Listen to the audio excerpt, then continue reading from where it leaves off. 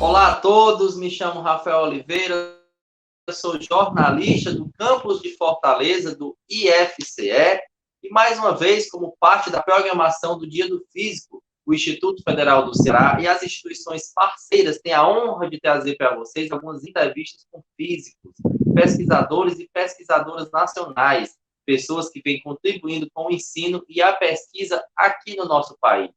Certo? E nessa ocasião, nós teremos a honra de contar com a participação especial do professor Dr. Francisco Caruso Neto. Atualmente, ele é pesquisador titular do Centro Brasileiro de Pesquisas Físicas, professor associado do Instituto de Física Armando Dias Tavares, da Universidade do Estado do Rio de Janeiro, onde criou, em 1991, o Departamento de Física Nuclear e Altas Energias, e foi professor colaborador do HCTE da UFRJ. É membro titular das academias paraense e roraimense de ciências e da Academia Brasileira de Filosofia, agraciado com a Ordem do Mérito Científico da Academia Roraimense de Ciências. O professor Francisco Caruso nasceu no Rio de Janeiro, graduou-se em Física pela Universidade do Estado do Rio de Janeiro. Concluiu o mestrado em Física pelo Centro Brasileiro de Pesquisas Físicas e o doutorado em Física na Università degli Studi de Turino. Recebeu o prêmio Jovem Cientista do CNPq em 1996. Com formação acadêmica na área de Física, ênfase em Física das Partículas Elementares e Campos, dedicou também à Física Quântica, História e Filosofia da Ciência, conceito de espaço e sua dimensionalidade, e ao ensino da divulgação de física há mais de uma década. Na área de divulgação, destaca-se a criação e a coordenação da Oficina de Educação por meio de histórias em quadrinhos. Ocupou o cargo de superintendente de difusão científica da Secretaria de Estado de Ciência, Tecnologia e Inovação do Rio de Janeiro, entre os anos de 2004 e 2006. É fundador e editor do Dialogue Científico, revista de estudo italians. Tem participado de uma série de atividades em diferentes conselhos editoriais. É coautor do livro Física Moderna, Origens Clássicas e Fundamentos Quânticos, vencedor do Prêmio Jabuti na categoria Ciências, Engenharia e Informática, e membro titular do PEN, Clube do Brasil, e da União Brasileira de Escritores. Bom, o currículo do nosso entrevistado de hoje é bem vasto, dispensa apresentações.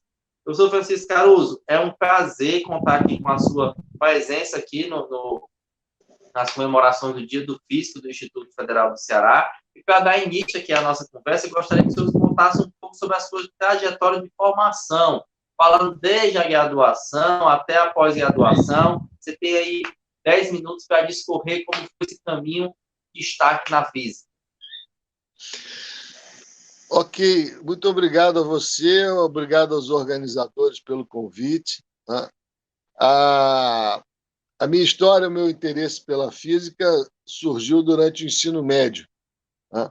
E foi meio curiosa, porque eu não fui motivado a fazer física, como se esperaria, pelo meu professor de física do ensino médio. Eu fui motivado pelo meu professor de química, porque é na química, no ensino médio, que a gente é apresentado pela primeira vez a fascinante história do átomo, a evolução dos modelos atômicos, a descoberta do elétron, e talvez não por acaso eu acabei fazendo física de partículas, entendeu? Então, eu que antes achava que ia fazer educação física, história, quando era criança queria ser ou bombeiro ou maestro, e coisas de criança, né? Depois queria ser engenheiro nuclear, e aí no segundo ano do ensino médio eu me decidi pela física, fascinado pela física atômica. Né? Na minha época se fazia um vestibular unificado no Rio de Janeiro, em 1976. Né? Você optava por duas carreiras, a primeira prioritária e uma carreira reserva, e dentro da carreira você escolhia a ordem das universidades que você queria cursar.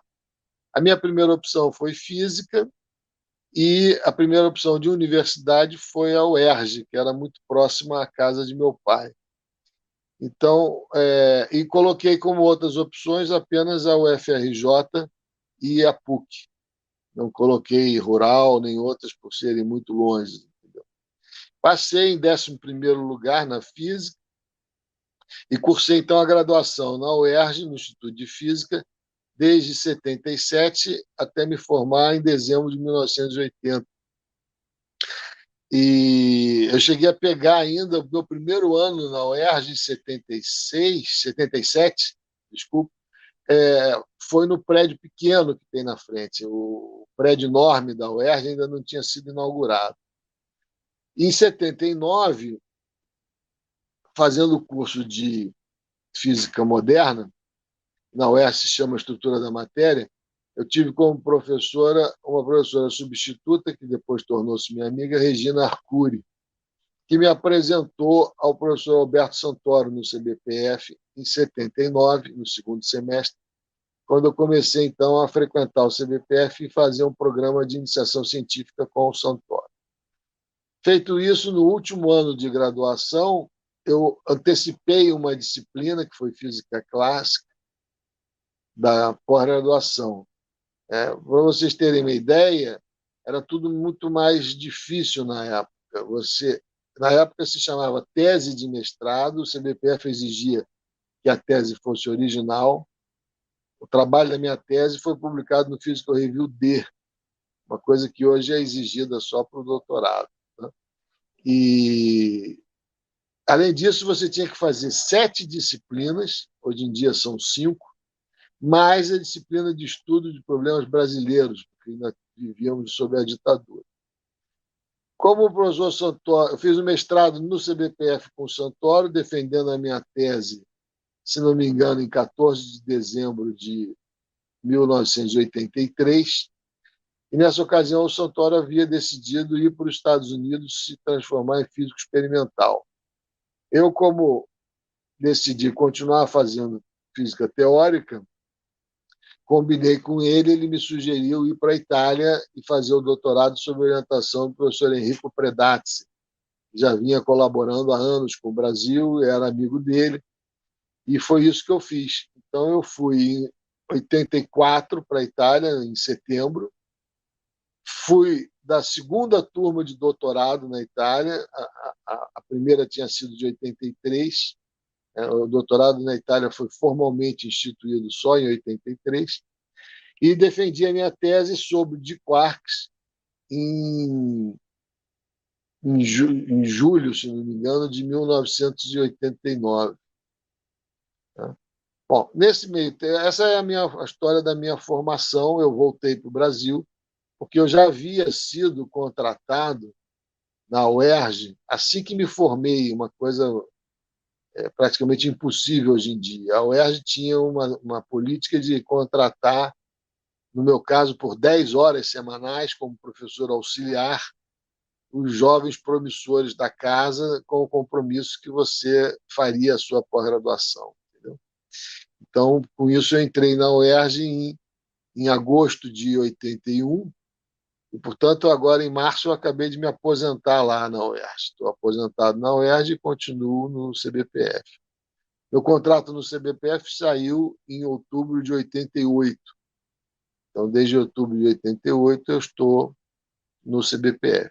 Então, é isso. O resumo da minha formação é esse. Pessoas que me influenciaram durante todo esse tempo, que eu gostaria de destacar, foi o professor Armando Dias Tavares, na UERJ, que foi meu professor em muitas disciplinas e que hoje dá o nome ao Instituto.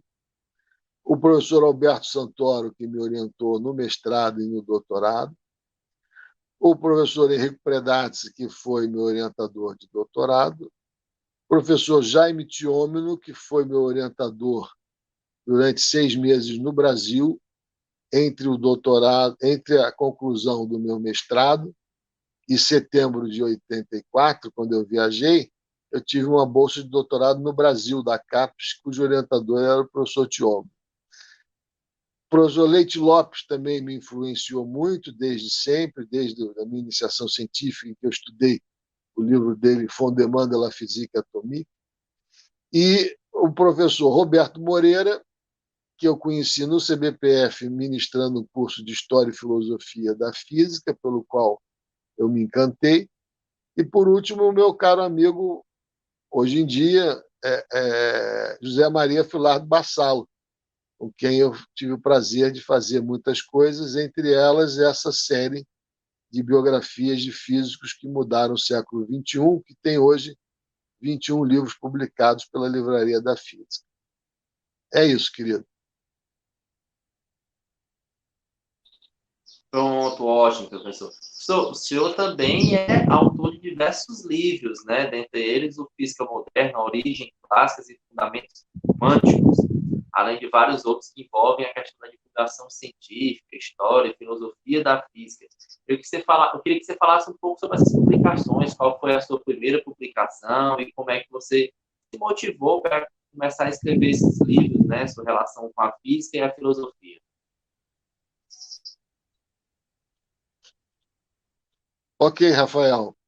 Eu, eu sou um bibliófilo, né? Se eu mexer aqui um pouco a câmera, vocês já vão ver parte da minha biblioteca. Eu imagino que eu deva ter hoje da ordem de uns 9.000 livros. É uma biblioteca muito forte na área de física, de história da física, de filosofia, e tem outros assuntos também que me interessam, como o conceito de espaço.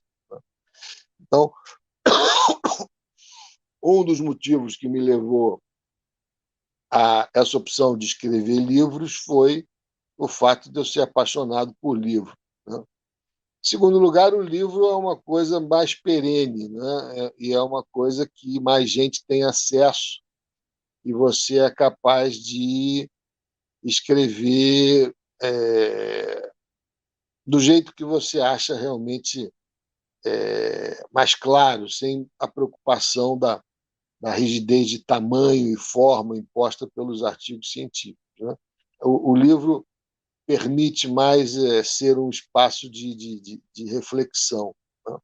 Então, o primeiro livro mesmo que eu publiquei foi como editor, foi o livro da primeira Lichep Seção A, dedicada a professores de ensino médio, licenciandos e jornalistas científicos. A gente organizou 4 escolas comigo à frente e depois eu saí da organização. Mas na verdade, 5 escolas. Dessas 5, eu consegui editar os 4 primeiros livros ao longo dos anos. O primeiro foi em 94. Então, ali está registrado o esforço de um grupo de físicos que se reúne periodicamente. Esse ano vai acontecer de novo, e que virtualmente, claro, né? E que a ideia é fornecer material de qualidade para que os professores de ensino médio possam abordar o tema de partículas elementares em sala de aula, né? Depois as coisas foram acontecendo. Eu editei 2 livros no CBPF, um perfis, que eu fiz a coletânea de todos os artigos que traçam perfis de cientistas brasileiros, escritos por cientistas brasileiros e publicados na série hoje extinta do CBPF, chamada Ciência e Sociedade. É um livro grosso, já está esgotado. Depois fiz com o Alfredo Marques e Amos Tropper a edição de um livro em homenagem ao aniversário, aos 45 anos de descoberta do Meson Pi. Um livro muito bonito, que também está esgotado, em homenagem ao Lattes. Fiz um livro de entrevistas com o Leite Lopes sobre vários temas, que chama Ideias e Paixões, também esgotado, mas esse está disponibilizado gratuitamente na internet, né? Então, e vários outros. Então, eu fui alargando o meu espectro de interesse, tá? Então, esses que eu mencionei até agora cumprem o papel de registrar perfil de cientistas brasileiros, até alguns estrangeiros, e a história da ciência no Brasil, tá? Eu acho que isso é muito importante, principalmente nesse momento em que a gente vive um grande ataque à ciência, né? Um ataque obscurantista que quer diminuir o valor da ciência. Então, você resgatar isso é importante. Um outro resgate importante, principalmente para os jovens que pretendem ser físicos, é essa série de biografias que eu venho editando com o professor Bassalo, né? Já tem 21, a primeira foi o Dirac e a última foi o Planck. O título da série é Físicos que Mudaram o Século XX.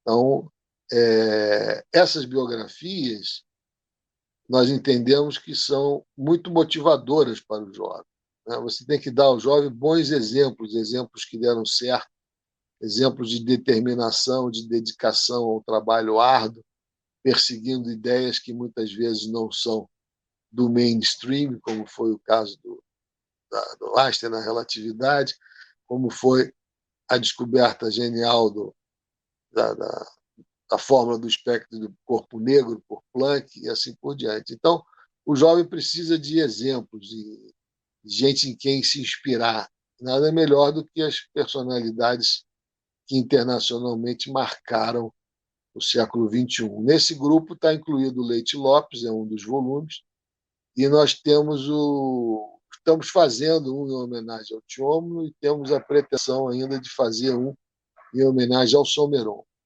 Lattes também estaria nos nossos planos, mas devido a problemas de saúde do professor Bassalo, talvez seja difícil a gente continuar muito mais essa série. Depois tem um outro ramo que eu me interesso muito também, que é o ramo do ensino de física, propriamente dito, em todos os níveis. Você citou o Física Moderna, que nos deu o Jabuti, é um livro que nos deu muita satisfação. Eu preciso dizer, deixar claro para o jovem que tudo dá trabalho. Eu levei 23 anos escrevendo esse livro, 6 anos em parceria com o Vitor Oguri, e sendo que dos 2 últimos anos nós trabalhávamos numa média de 14, 15 horas por dia, ininterruptamente. Quer dizer, mas o sacrifício valeu a pena, porque o livro é aceito e faz parte das ementas de praticamente todos os cursos de física e pós-graduação em ensino de física no Brasil.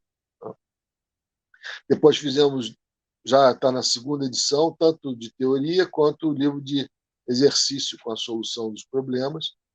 Fizemos uma segunda edição com o Felipe Silveira, que é um doutorando nosso. E tem o Galileu na Sala de Aula, que é um livro preparando o professor de ensino médio para discutir de forma mais profunda a contribuição de Galileu e poder explicar isso aos seus alunos.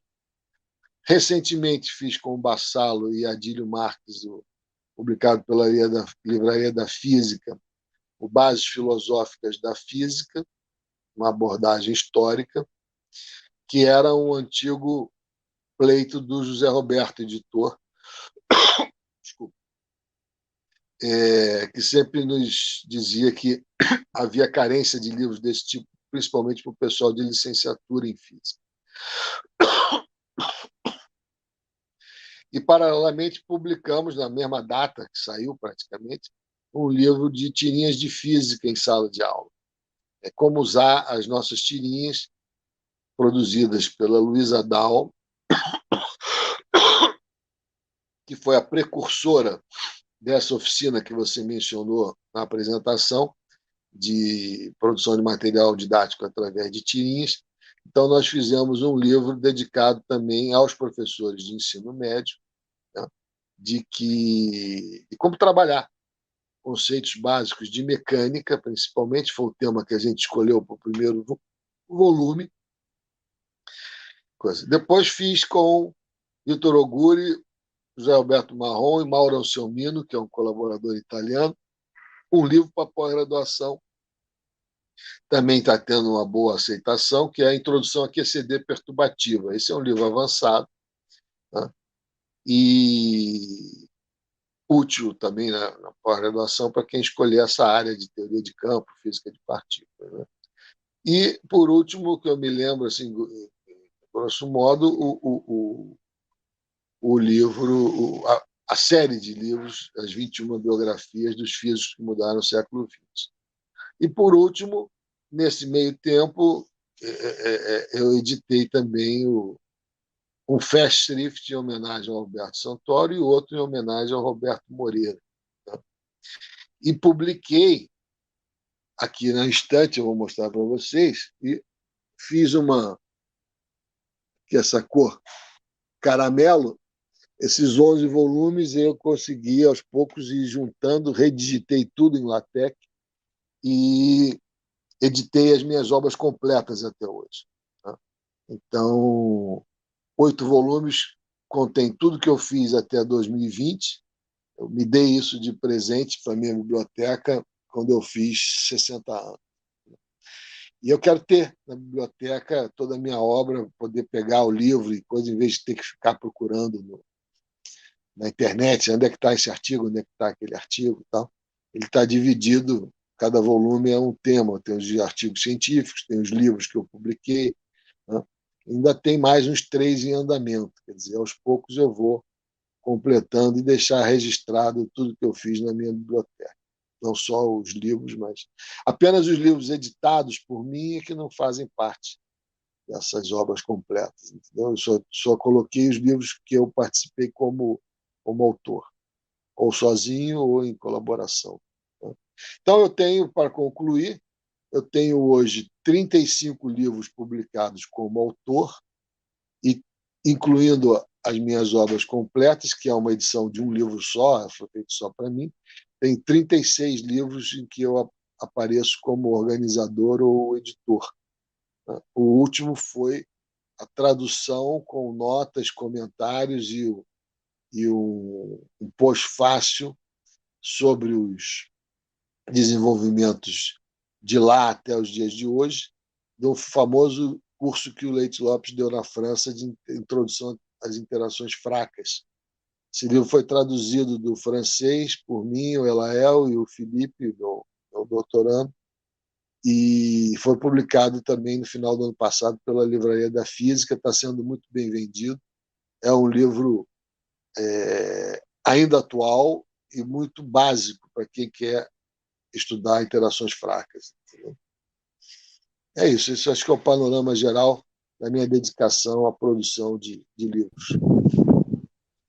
Com certeza, maravilha, professor. Quando você citou o professor Santoro, quando ele esteve aqui com a gente, o Caruso, ele falou muito da relação do ensino e da pesquisa. E aí eu queria também saber a sua opinião sobre como é o desafio de associar a pesquisa e a questão da sala de aula. Então, vocês que são professores, né, das instituições superiores, têm que cumprir aquela carga horária na sala de aula e tem que dedicar à pesquisa. Então, como incentivar os novos estudantes, aquele pessoal, os calouros, né, que entram a mostrar e evidenciar a importância do ensino caminhar junto com a pesquisa? Ô, Rafael, essa é uma ótima pergunta, entendeu? Não há talvez uma receita padrão de sucesso para isso, né? Eu vejo a relação entre o pesquisador e o seu orientando. Eu vejo uma relação muito mais parecida com a relação entre mestre e aprendiz na Idade Média, entendeu? É o jovem Leonardo da Vinci que vai para um ateliê e começa a varrer o chão, começa a amassar terras para fazer tinta, ele começa a aprender todo o processo de produção e de criação de obra de arte, vivenciando aquilo dia a dia, né? Então, se a pessoa quer ser físico experimental, esse convívio com o orientador no próprio laboratório é fundamental, né? Você mencionou os calouros, né? Os calouros eles têm que ser incentivados, sobretudo, a ler, né? Eu dei vários exemplos de coisas que eu fiz, mas, além disso, existem vários livros de autores nacionais e internacionais traduzidos para o português de divulgação científica.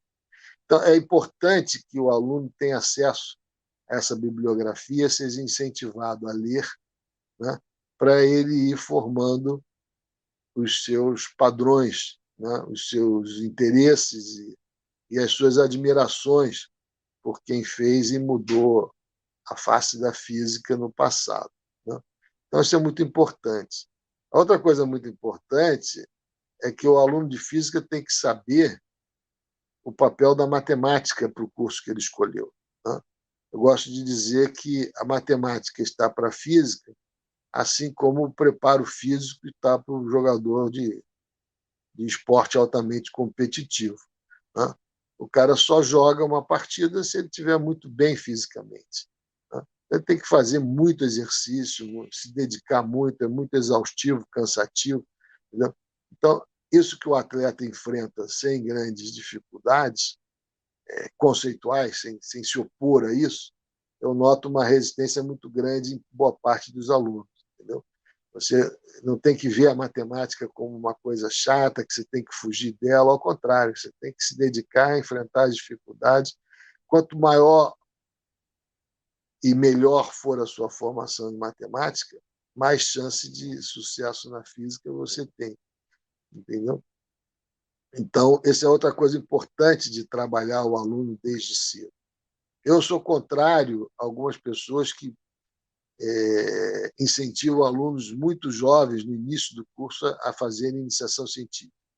Eu acho que o fazer iniciação científica bem feita, de forma proveitosa para o aluno, requer dele uma maturidade maior. Então, eu nunca recomendei e nunca aceitei aluno de iniciação científica antes do 5º período. Eu acho que ele tem que guardar todos os seus esforços, tempo e capacidade de trabalho para fazer bem a sua formação básica, incluindo toda essa base necessária de matemática, entendeu? E, infelizmente, os nossos currículos de graduação não são preparados para apontar uma solução no sentido da sua pergunta. Eu vou explicar o que eu quero dizer com isso. O único curso na graduação de física que apresenta realmente, sem mascaramento nenhum, ao aluno o que é realmente o método científico, como a ciência realmente evolui através de erros, de hipóteses, algumas se confirmam, outras se negam, é o curso de estrutura da matéria ou física moderna, em que, se você prestar atenção, cada aula que o professor dá, ele mostra que o que ele falou na aula anterior estava errado. Era uma hipótese que foi abandonada. Exemplo típico disso é a evolução dos modelos atômicos. Ele começa com o modelo de Thomson, que explica uma coisa, explica a emissão espontânea de radiação por corpos aquecidos, mas não explica o espalhamento de partícula alfa. Aí vem o modelo de Rutherford, que explica o espalhamento de partícula alfa, mas não explica a estabilidade do átomo. Aí vem o modelo de Bohr, que postula algo misterioso, como a quantização do momento angular e da energia no salto eletrônico, para garantir a estabilidade do átomo, né? Depois vem a hipótese de de Broglie, que joga luz, Sommerfeld e de Broglie, que esclarece um pouco essa dinâmica do átomo de Bohr, mas o problema só é resolvido 22 anos, 23 anos mais tarde, com Heisenberg e Schrödinger, quando eles desenvolvem a nova teoria, que é a nova mecânica quântica. A matricial em 35 com Heisenberg e a ondulatória em 25 e em 1926 com Schrödinger a matricial. Então, era preciso que outras disciplinas fossem ensinadas dessa maneira. Se você reparar, o curso de eletromagnetismo clássico é tudo ensinado como se não houvesse nenhum debate, nenhuma imperfeição. O curso de mecânica analítica é o auge disso. Parece que anjos e deuses fizeram a mecânica analítica, refletindo uma perfeição do cosmos e que está tudo certo, não há problema em aberto. Até mesmo a mecânica quântica é ensinada de uma forma pragmática que não deixa o aluno perceber a verdadeira dinâmica da pesquisa científica. Isso ele vai perceber em estrutura da matéria, quando existe um pouco no curso de filosofia e história da física, que é um curso importantíssimo, que faz o aluno refletir sobre o seu próprio fazer, quer dizer, a história te dá a contextualização da física e a filosofia te destaca o embate de ideias. Então, são duas coisas muito importantes. O nosso física moderna ele é construído nesse tripé. Ele tem toda uma base histórica, tem uma discussão filosófica de alguns temas e tem a descrição detalhada dos experimentos cruciais que mudaram os rumos da física moderna. Entendeu? Então, esse é o tripé, né? O conhecimento teórico e experimental, né? A capacidade de refletir criticamente com relação a isso, que tem a ver com a filosofia, e a história que te dá a contextualização, o embasamento, de onde que vieram as ideias, por que foram essas as escolhidas e não outras, por que uma ideia prevaleceu em relação à outra. Né? Então, esse é um problema, na verdade, do nosso curso. Outro problema que o jovem enfrenta é exatamente, ele muitas vezes não tem ainda a maturidade ou uma opinião formada para se defender e mesmo combater esse ataque que a ciência tem recebido, até mesmo por parte do governo. Né? Esse ataque que diz que a Terra é plana, que vacina não serve para nada, que o homem não esteve na Lua, e assim por diante. Entendeu? Então, a humanidade só chegou onde chegou, só progrediu como progrediu por causa do desenvolvimento científico e tecnológico. Você não pode, de uma hora para outra, ignorar isso. Entendeu? Imagina epidemias como a peste negra, que não tinha, as pessoas não tinham sequer ideia. Hoje você sabe que é um vírus, você já sabe qual é o vírus, você sabe que ele sofre mutações, tanto é que nunca se viu vacinas serem desenvolvidas de uma forma tão rápida, embora não sejam ainda vacinas ideais. Então, só temos esperança dentro de um mundo onde a ciência é respeitada e valorizada. Né? E o último desafio para o jovem, que a gente não pode esconder isso dele, é que, no caso da física, ele escolheu uma profissão muito difícil. Ele vai ter que ter muita dedicação e muita paciência, né? E capacidade de até mesmo se sustentar. Né? Estou dizendo isso por quê? Porque ele tem que saber que em algumas profissões basta o tempo de formatura e a pessoa já é considerada um profissional. Né? O que aconteceu comigo em 80, em 81, não existe mais essa possibilidade. Um físico hoje, para ser contratado, ele tem que enfrentar um concurso acirrado, com muitos candidatos, todos já com doutorado. Né?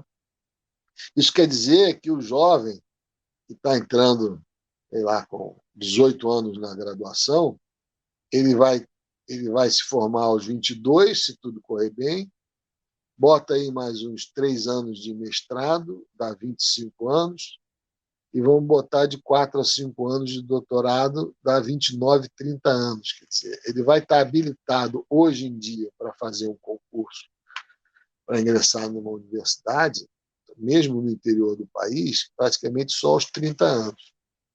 Junta-se a isso a reforma perniciosa que fizeram com relação às aposentadorias. Então, os jovens hoje, físicos ou não, têm uma grande chance de não conseguirem se aposentar. Né? Ou vão se aposentar depois de um número enorme de anos de trabalho, não com o salário que recebe, mas com o teto da Previdência, que é hoje da ordem de R$ 5.000. Então, você vê notícias. Anteontem eu compartilhei várias que tendem a querer acabar com o CNPq. A CAPES também está caindo em desgraça. Escolheram uma presidente da CAPES que é acusada de fraude, de copiar textos na sua tese. Ou seja, isso tudo é uma enorme falta de respeito para com a ciência, para com os cientistas e para com a sociedade mesmo. Né? Então, o jovem que escolheu hoje fazer física, ele tem que estar ciente disso tudo e tem que ser uma pessoa muito determinada. tem que gostar muito da física, tem que se dedicar muito, o trabalho é árduo, as perspectivas não são muitas, entendeu? Mas resistir é preciso. Quer dizer, eles estão podendo fazer isso porque a geração do Santoro resistiu, a minha geração resistiu, e vai ser assim para sempre, entendeu? Você vai ter sempre. É importante sempre criar um núcleo que siga em frente, idealista, que queira contribuir para o desenvolvimento da física no Brasil e, através disso, um desenvolvimento mais amplo da sociedade. Professor, nós estamos chegando ao nosso bate-papo muito bom, muito rico. E para a gente finalizar, eu queria que você deixasse aí uma mensagem, o que você tem a dizer para aquele jovem que ou acabou de entrar na licenciatura ou no bacharelado em física, ou mesmo aquele jovem do ensino médio que gosta de física, gosta de matemática, pensa em fazer uma licenciatura em física ou mesmo um bacharelado. O que é que você teria a dizer para esses novos profissionais, futuros profissionais dessa área do nosso país? O que eu tenho a dizer é o seguinte: vocês que já fizeram a opção, escolheram uma carreira muito bonita, difícil, árdua, né? Mas é a mãe das ciências, né? Quando a gente fala natureza em grego, quer dizer physis, né? A origem da física se confunde com a origem da, da filosofia e com a própria origem do pensamento racional no Ocidente, né? Então, é uma disciplina muito nobre, muito difícil, exige muito, né? O conselho que eu dou, alguns eu já dei, vou repetir, né?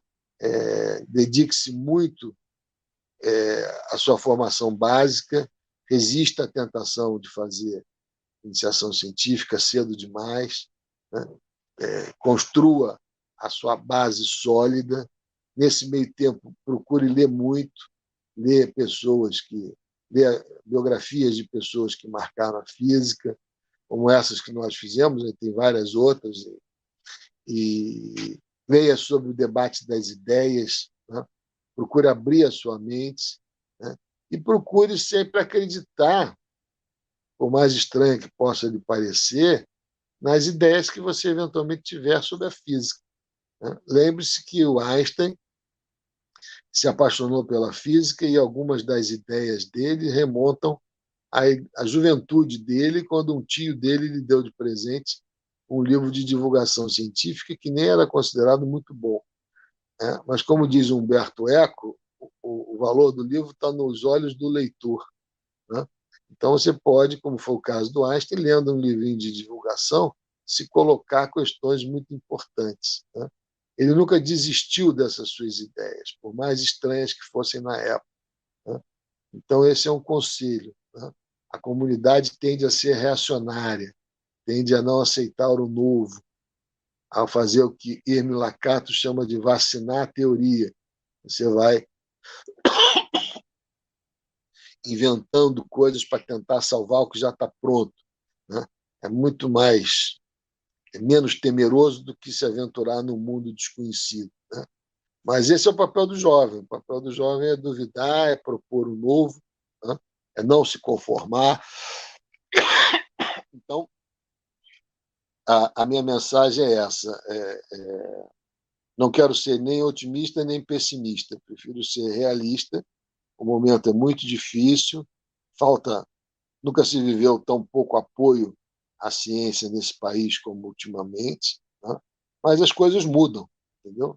Vocês têm que se formar da melhor maneira possível. Quem for para o exterior estudar, como eu fui, espero que volte para o país para devolver à nossa sofrida população o que foi investido em você. Sucesso a todos e que sejam felizes fazendo física. Ok, doutor, muito obrigado. O Instituto Federal do Ceará agradece a sua disponibilidade, esse bate-papo super agradável aqui, que, sem dúvida, é de fundamental importância para os estudantes. Muito obrigado, professor Caruso. Nada, Rafael, foi um prazer.